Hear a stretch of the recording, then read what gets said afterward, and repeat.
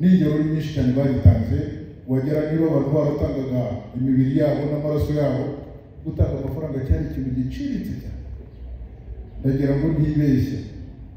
Imana nizi ibiri mu isi no mu ijuru kuzagera ku munsi w'imperuka nta hantu amateka azandika ko umuntu yatanze umutungo wo kubera Imana nyuma yawe uretse ku gihe cy'abasazanenga kuko yatanze umutungo wose Omar yatanze igice cy'umutungo abandi Uthman ibn Affan sinakubwira uwitwa Abdurrahman ibn Auf sinakubwira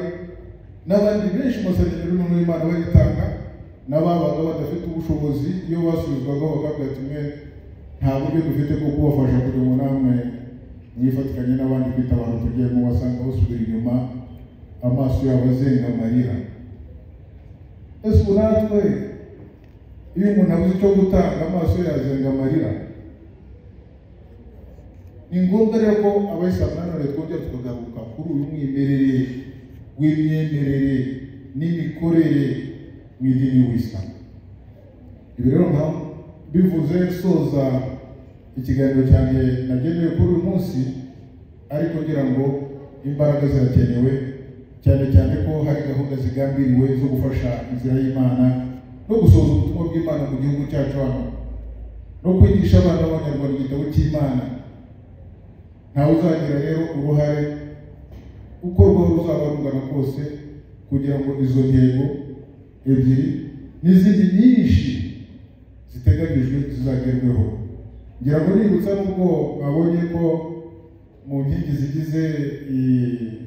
plan stratégique y'umuryango w'imyaka 5 ariko noneho amategeko shingiro y'umuryango w'Isilamu mu Rwanda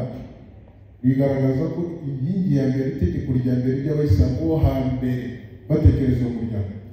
bavuze ko ari uguhagararira no kuvuganira no kwamamaza idini y'Isilamu